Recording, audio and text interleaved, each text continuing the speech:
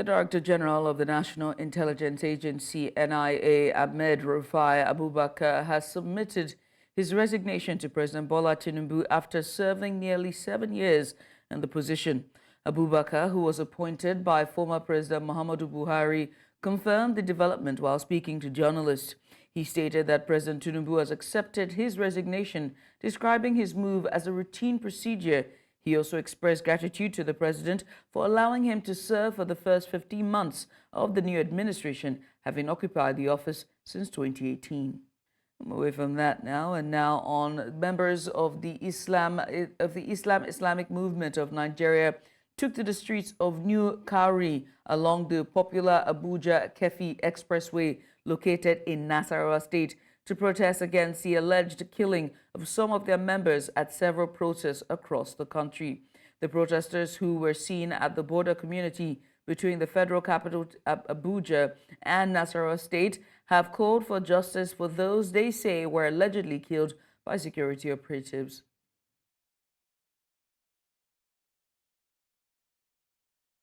To wannan fitowa da muka yi mun fito ne akan abin da aka yi wa ƴaƴan manzon Allah sallallahu alaihi wa alihi wasallam. To da yawa malamai kowa da irin fassarar da yake mana, kowa zaka ji da abin da yake faɗa akan mu. Domin wannan tafiya da muke muna tafiya ne ba muna dauke da makami ko muna cutar da wani ko dan mu zalunci wani ko mu muna tafiya ne akan ta'addanci da aka yi wa ƴaƴan manzon Allah. Ka sani dan uwana musulmi, muna yi ne akan ƴaƴan annabinka, annabi manzon Allah sallallahu alaihi wasallam. Now, to talk more on this, we are joined by a resident of New Kari, Comrade Philip. Oh, Comrade Philip, thank you so much for joining us. We seem to be having issues there bringing you that conversation. We'll bring it to you at the end of the program if we can. But let's move on now to more. The Miyetti Allah Cattle Breeders Association of Nigeria, MACBAN, has strongly condemned the abduction, torture, and brutal killing of Alhaji Isa Bawa, the Sarki Gumbi of Gatawa in Sabon Birni local government area of Sokoto State. In a statement, MACBAN's National Secretary, Malam Bello Aliyu Gotomo, described the killing of the traditional ruler as a traumatic and barbaric act. He emphasized that there is no justification for the actions of these criminal gangs. Aliyu Gotomo urged states in the northwest region to reassess their strategies for tackling the insecurity that has displaced millions of rural residents. MACBAN also called on the federal government to intensify its efforts in combating the banditry and kidnapping plaguing parts of the northwest. The Edo State Police Command says that they have arrested 2 suspected gun runners and successfully recovered over 30 locally fabricated firearms belonging to the syndicate. The police, while parading the suspects in the state capital, Benin, says that the feat was made possible through actionable intelligence. The state public relations officer says that several other items were recovered from the suspects and urged residents of the state to report any suspicious activities to security agencies. The acting governor of Niger State, Yakubu Garba, has called on the federal government to urgently redeploy military forces to the Alawa community in the Shiroro local government area of the state. Garba's appeal came in the wake of a fresh devastating attack on Wednesday, where 13 farmers were brutally killed while working in their fields on the outskirts of the Alawa community. The attack has further worsened the insecurity in the region, leaving residents in fear for their lives and prompting many to flee to safer areas. The federal government had withdrawn troops from the area 5 months ago, a decision that left the community vulnerable to incessant attacks by bandits. The absence of military protection has emboldened the criminals, leading to frequent raids, killings and the displacement of hundreds of residents. Operatives of the Department of State Services has reportedly arrested an investigative journalist, Adejumo Soyinka, who is the regional editor of The Conversation Africa, was arrested at the Murtala Mohammed International Airport in Lagos on Sunday. A distress message sent to a media outlet by one of his friends stated that Soyinka was picked up shortly after arriving from the United Kingdom. The friend in the message said no reason was given for his arrest and that Soyinka has been held incommunicado. You're watching news now on News Central TV. We'll go on a short break. Stay with us. Hey, welcome back. Earlier, we shared to you that members of the Islamic Movement of Nigeria took to the streets of New Kari along the popular Abuja-Kefi Expressway located in Nasarawa State to protest against the alleged killing of some of their members at several protests across the country. And so joining us now to discuss this in detail is a resident of New Kari, and that's Comrade Philip. Well, Comrade Philip, thank you so much for coming on. Let's start with the basics. Can you describe what you saw when the Shiite, demonstrators began their march along the Abuja-Nasarawa road? It is, Eric, thanks for having me on this program. It is not the first time we've seen this sect, this movement, having processions. But unfortunately for them, they've always been, should I use the word attacked, in the name of stopping them from having this procession. And yesterday was no different from what we have experienced over the years. Back in 2015, when their members were killed, till date, their members are still killed. And it shows their resolution to say no. We would always come out and march on the streets because this is one of our modus operandi on how we operate as a sect. I have come to know these sects way back because I was born and raised in Zaria. In short, they passed the front of my family house, the prayer ground in Zaria, before it was destroyed by the Muhammadu Buhari administration. Philip, are you there? Yesterday was no surprise to us seeing some of these persons on the street. But one thing we should also take note of is there has been no time. I'm speaking for what I have known over the years, right from when I was growing up as a little kid till date, where I have seen these people attack residents or commuters. They trek from Sokoto, Katsina, Zamfara, you can name it all, far north to Zaria. You see women and children, pregnant women, some of them, even in the course of their pious kind of activity, some of them die along the road. So there is no time they've ever attacked. They trek distance to wherever their destination is. And all they do is just chant their songs, raise their banners, their flags, and just do their thing. So yesterday was one of those days we experienced such kind of processions, and they were meted by the security forces who were positioned by the Karu axis, that's the Karu bridge, which is like the last point before you get into Abuja town.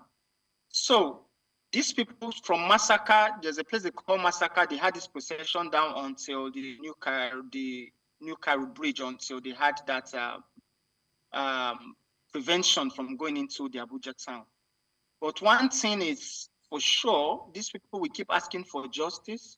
These people will keep asking for those who have killed their members to be brought to justice. We saw the inhuman attack on these people by the Buhari administration, having lost out of whatever relationship they had, because prior to the 2015 election, when they never thought they were going to kick out the PDP, they were, meeting all forms of groups, individuals who does matter in society. And this sect were no exception. They met these people, they sorted support, and they got support, but we don't know up till this point what changed. And we saw how the high-handedness the government has used in Comrade Philip, you didn't answer my question from earlier. Were locked up. Comrade Philip. Thanks Comrade to Philip. the efforts of Philip. their legal Philip. person who, Philip. Who really fought well to get them out. You didn't answer my question from earlier. And I'm asking again, and I'll ask you again. Can you describe what you saw at the Shiite demonstrations that began with their march along Abuja to Nasarawa? Were there any encounters with the protesters and security operatives? And what was their mood like when they were marching? I want you to keep this facts, please. Like I said, this is not the first time we have seen them. We know the right? history. You're still So not, we know the history. Can we just stick to the event from today? What are the facts? Yesterday was no exception. Yesterday was no exception. And because Nigerians already know that even when they see these people coming in their numbers, there's no apprehension, because all they just do is to pass through to wherever destination they have determined to go. And that was what happened yesterday. They walked down from Massacre, like I said initially, down, heading towards the city center, which is the federal capital. And because of the security agents which were mounted, they had to stop. They never proceeded any further until they dispatched. And there was no attack on any residents, any commuter. You can even see in the clips you have shown, you can see commuters having their access, see citizens not even bothered or not even running, not, because this is who these people are. All right. On my own understanding. All right. So yesterday was a peaceful procession by them, even though they didn't get to their proposed destination, which is the Federal Capital Territory. Do you believe that the protest that was held yesterday would lead to any significant changes or actions from the authorities regarding the alleged killings of their members? Quickly, please, because we're pressed for time. Take that question again, please. I said that with the demonstration, do you think that any significant change would happen regarding the authorities and regarding the alleged killings of the Shiite members? Well, let's be hopeful. As human rights champions, we are hopeful that they will get the justice they deserve, because there's a change of guard, there's a new government in power. I just hope and pray the Tinubu administration will have to look into all the human rights abuses and extrajudicial killings of these people. Just a few hours ago, we just got to know that the Director General of the NIA resigned. I don't know. We just pray and hope that these people find justice, because all they ask for is justice. And if the government is responsible enough, they should begin to look into the books. They should begin to call out those who have violated the rights of these people, even though the last administration had prescribed them as a, as a group, but at the same time, it doesn't justify the fact that their members have been killed and they're crying for justice. All right, well, thank you very much. We appreciate you for doing this with us, Comrade Philip, there, giving us a situational report there on the protest that happened yesterday in the border town of Abuja and Nasarawa. Switch gears now from the protests and this time to the economy. Minister of Finance and Coordinating Minister of the Economy, Wale Edun, has said that the current reforms of President Bola Tinubu's administration is reshaping the nation's economy. He spoke at the Nigerian Economic Summit Group National Economic Dialogue in Abuja. Now, Edun challenged members of the organized private sector to join the government in its efforts towards the diversification of the economy. The minister noted that the US dollar domestic bond, designed to attract Nigerian savings from abroad and also fuel domestic economic growth for the betterment of the economy, is such an initiative. While acknowledging existing challenges in the agricultural sector, Edun reaffirmed the government's dedication to curbing food inflation and providing food security. Residents of Nigeria's capital, Abuja, have expressed different reactions over the announcement by the Minister of the Federal Capital Territory, Nyesom Wike, that the park and pay services has been suspended. News Central's Joshua Imarai reports. The announcement by the Minister of the Federal Capital Territory suspending the park and pay policy in Abuja. So I called the Transport Secretary, the mandate secretary, has come. Who introduced this park and pay? Unknown to us, there is an agreement between the Secretariat and some people who say they are consultants. Consultant takes 80%, and the state government takes 20%. That's okay. Where is this money being paid? Nothing. That's okay. Come on, draft a statement and call the director of press. Send out a statement that the public should be aware that don't call park and pay. The announcement has sparked mixed reactions as some Nigerians see the suspension as a bold step towards curbing widespread extortion in Abuja while others remain skeptical. They are going with police, illegal police. They pay policeman 30,000 naira per day. Then they will hire a vehicle. They pay that driver 20,000 naira per day. They chain my uncle's vehicle here in Secretariat, which I beg 25,000 naira will come out from our pocket. You seem to know all these things. Do you have facts? Many of our friends, I say in Ministry of Education, many of our colleagues are friends here. We have contact with them. The way they are doing things is totally illegally. You understand? I could remember last 2 weeks around that central area behind War College, Park and Pay just came and locked my car. When I came out from where I entered, I asked them what happened. They say you did not pay for ticket. I say, which type of ticket now? The time when I came, nobody was here. Personally, I feel Park and Pay is not necessarily a bad policy. Those are the ways government raise revenue. But if the minister in his wisdom wants it eradicated, I think that's a step in the right direction, considering the hardship people are facing currently. Abuja residents have commended the Minister of the Federal Capital Territory for the suspension of the Park and Pay policy. However, they are urging him to spread such reforms across all areas of the Federal Capital Territory.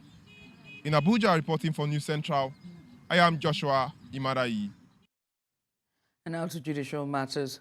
The Social Democratic Party governorship candidate Murtala Ajaka in the November 11, 2023 governorship election in Kogi State has called on the Inspector General of Police Kayode Egbetokun and other relevant security agencies to investigate the vicious attack on him and his supporters by some thugs.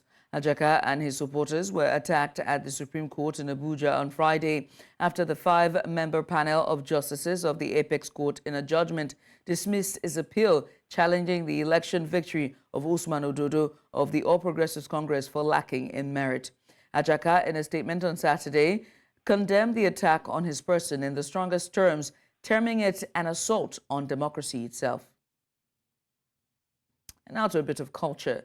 In Igbo land, new yams are regarded as blessings from God to mark the beginning of harvest season and the end of the rains. Usually, communities across the southeast region of Nigeria choose different dates within the months of August and September to celebrate the new yam annually.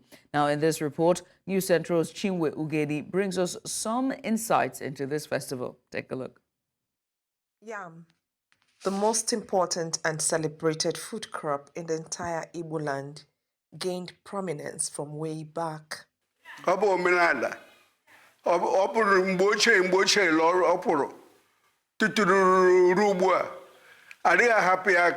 Traditionally, the male folk is known to cultivate yams, while the women concentrate on cassava and other smaller crops.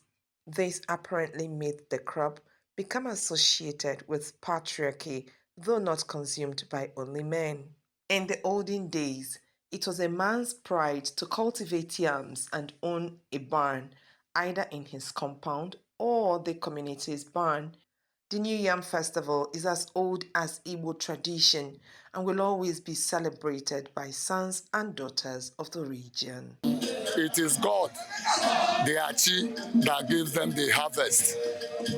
Yam is a very big thing in Igbo land, and that is why the Igbos all over celebrate Yam Festival. It is called Iriji across the region and is still considered a taboo for one to eat a new yam when thanks have not been offered to Chi. It is a culture. They have some rituals they perform before they start, eating the yam. The Iriji festival involves display of the yam harvests, music, dance, and feasting in the villages.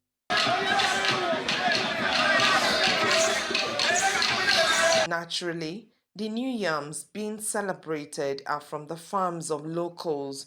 The quest for greener pastures has driven men out of the farms, leading to purchase of yams from the market by families for the festival. I feel pained to think I'm talking about Iriji when nothing has happened.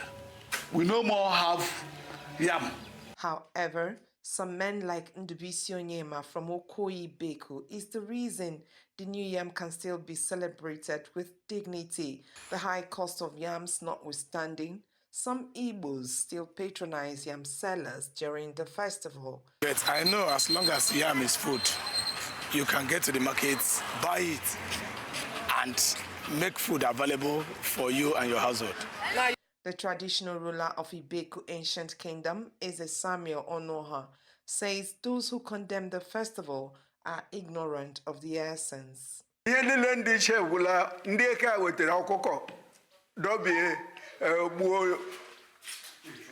Onye nke chọọchị nwere ike ịzụ ifọdụ mmasị na ụfọdụ kwala ezo December ọkụkọ bịakwa bịa gbuo but ọgwụla lakpọ uwe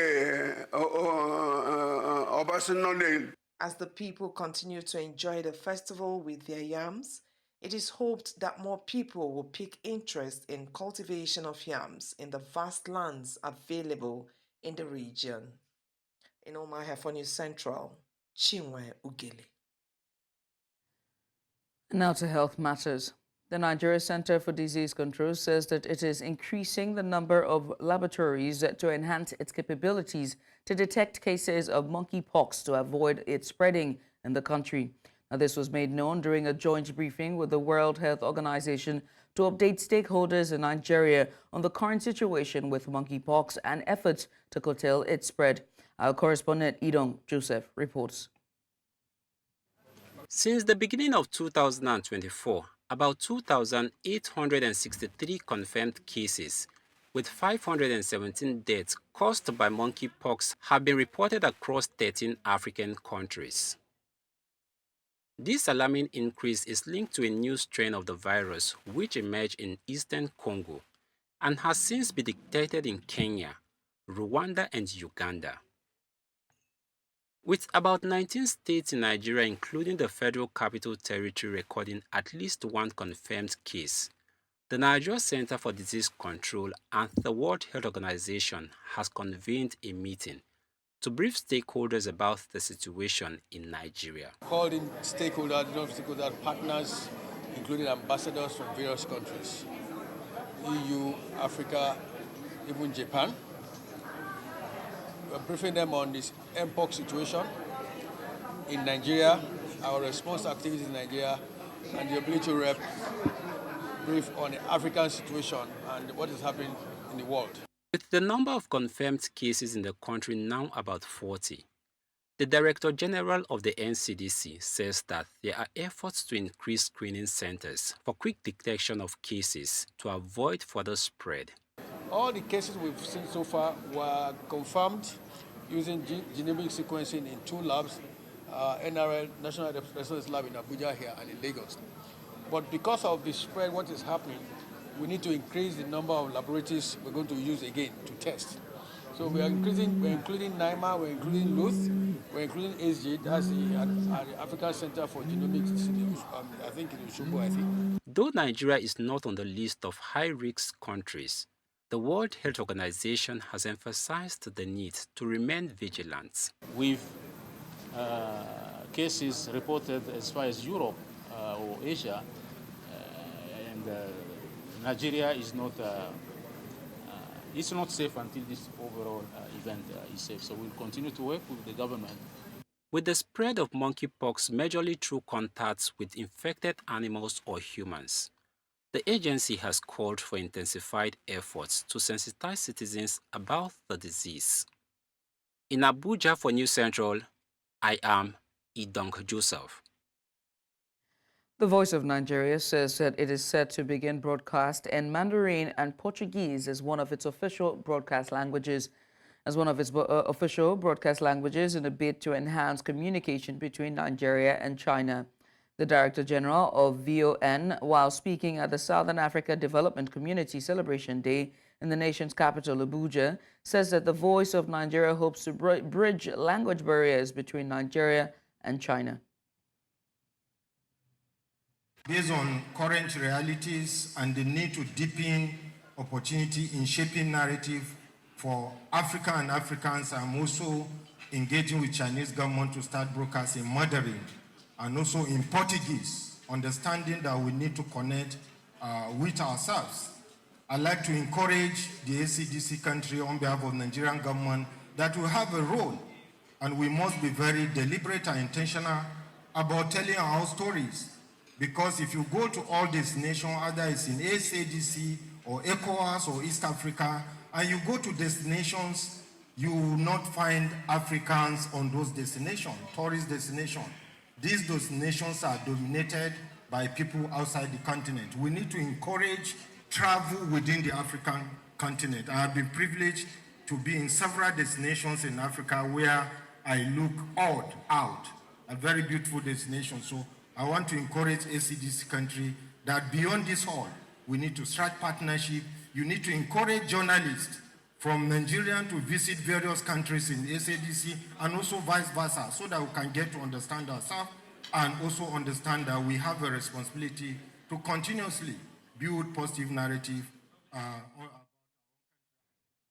You're watching news now on News Center TV. Coming up, Ghana's opposition, NDC, launches election campaign, targets economy and corruption. We'll bring you details after the break. Join us again.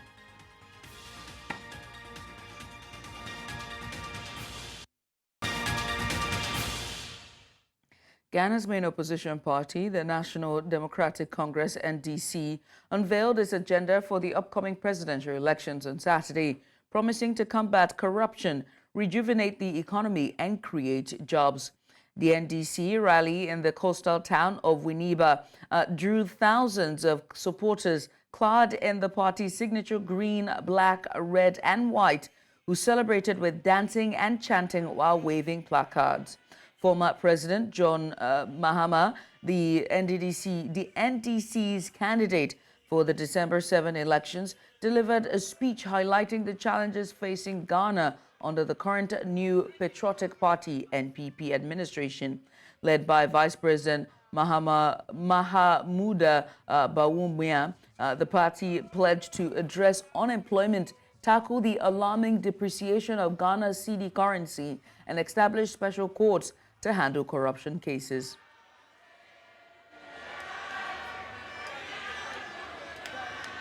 This NPP administration has been the biggest political scam that has been pulled on Ghanaians since our independence in 1957. Your vote on December 7th will end the tyranny, it will end the cronyism, it will end the corruption, it will end the hardship. It will also pave the way for the vision, experience, and trustworthiness. And I, John Dramani Mahama, is going to restore that to the Flagstaff House. We need a government that will allow all businesses to thrive, whether owned by domestic investors or foreign investors, no matter their ethnic, religious, or partisan colors of its owner. We need to open up this country for business again. Ladies and gentlemen, we're going to present to you our manifesto. Campaigning began in Mozambique on Saturday, 6 weeks before the Southern African nation goes to the polls in a general election. Voters will cast ballots for President Parliament and as well as the regional authorities in the October 9 poll, in which current 69-year-old President Filipe Nyusi cannot stand for another term. His ruling Frelimo party has won every national election in the country since the end of a brutal civil war it fought with Renamo, the main opposition, and a former rebel group. The presidential contest will see the ruling party's Daniel Chapo, a 47-year-old provincial governor, face off against Renamo's Osufo Mumadu, 63. Now, the other two contenders for president are Lutaro Simungo, who is 64, from the Democratic Movement of Mozambique, and former Renamo member Venancio Bolina, who is 50 and who is running as an independent. And still on elections in Africa, Algerians have expressed mixed feelings about President Abdelmadjid Tebboun's record ahead of the presidential election on 7th September. The president, who starts as the clear favorite, is hoping to win a second term in office on the back of what he considers to be a successful economic record. Now, 5 years after the pro-democracy Hirak movement fizzled out, hopes of big change have faded, leaving some of the population feeling disillusioned. 50 اللي فاتوا ما نكذبش عليك عانينا فيهم بزاف كورونا كدا جازوا بزاف صوالح عانينا فيهم قراب ما نقدرش نقول لك حتى الاقتصاد هبط صاروا بزاف صوالح المعيشه ولات غاليه بالبزاف واحد ما يقدرش ولا يعيش ما يقدرش يخرج ولا دير عفسه دير لها 100 حساب هاك ما هذه والله يقول لك كاينه انجازات ما شاء الله الامن والامان مشاريع الطرق سكك حديديه ما شاء الله تسافر في كل وقت وين حبيت ما شاء الله يعني احنا يعني انجازات عظيمه في عهد الرئيس تبون. الرساله لتبون سما حققنا حوايج افضل من السنوات اللي فاتت اللي مرت افضل سما كاين حوايج نجحت حوايج متقدمه خير من العوام اللي فات تغيير يعني موجود تغيير سنوات جيدة سما هذه أفضل من العوام اللي فات. And you're watching news now on News Central TV. Still ahead, Israel's defense minister declares 48-hour state of emergency. We'll tell you more about this after the break. Stay with us.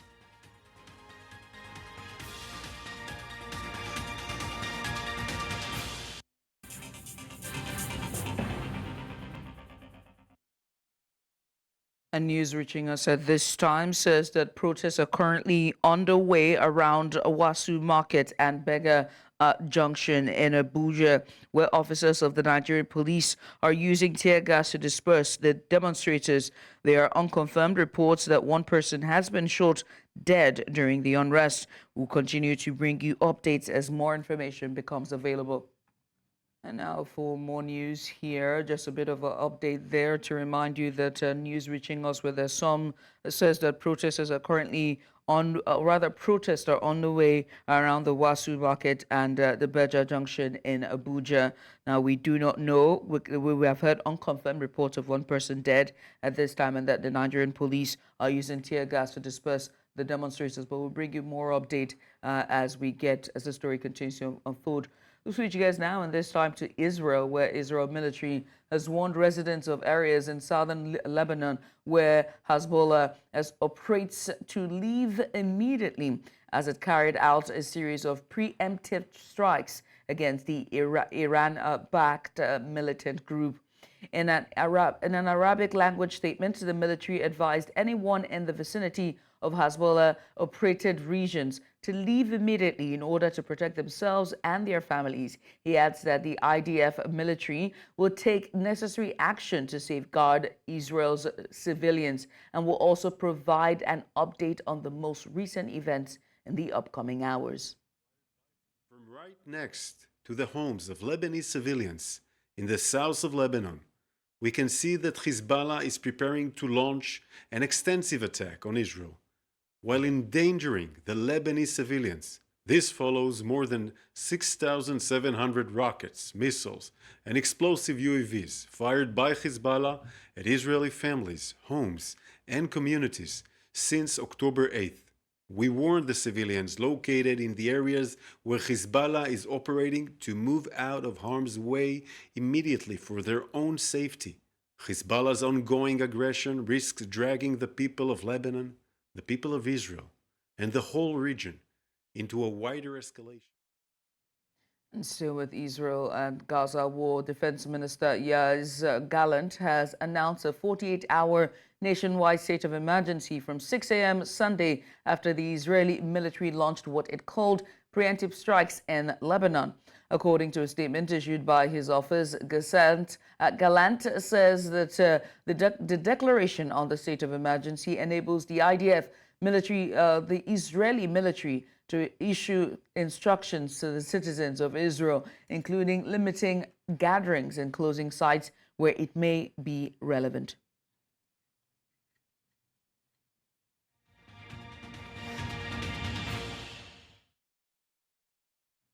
As National Black Business Month reaches its peak, the National Black Business Conference, NBBC 2024, themed We Are Together, has brought together a formidable force of black business leaders from across the globe. Now, the virtual conference celebrates collective progress and launches global initiatives for women in trade. News Central's Igbalani Omonei completes the report.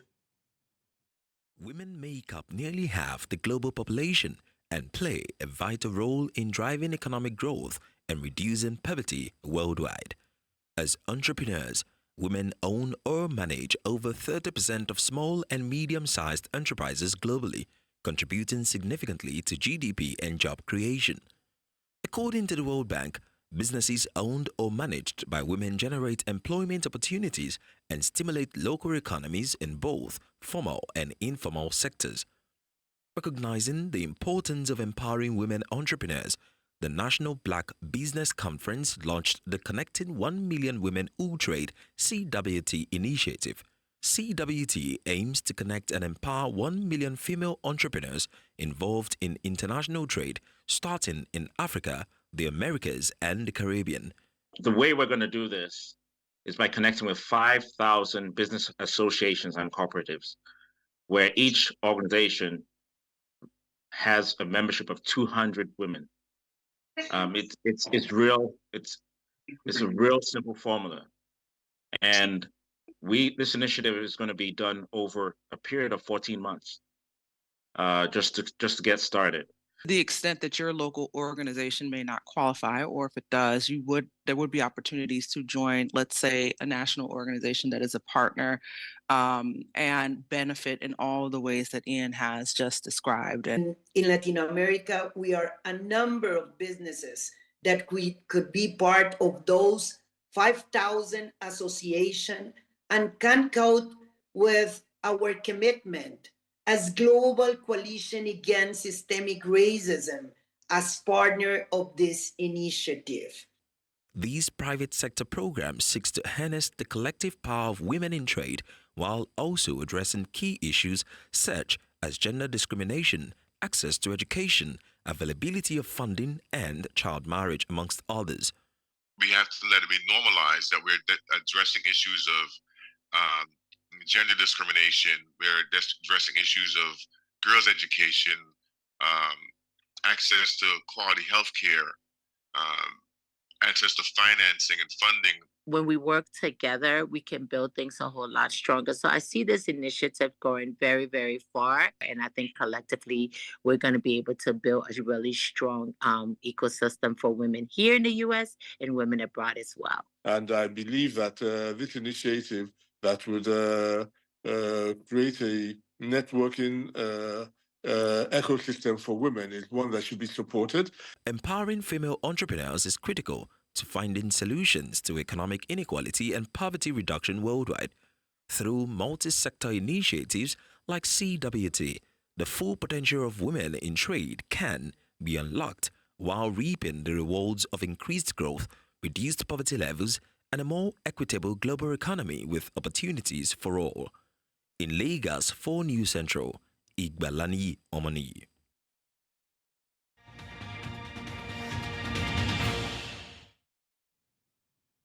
Four-time Grand Slam champion Carlos Alcaraz downplayed injury concerns on Saturday after cutting short a U.S. Open practice section when he twisted his right ankle.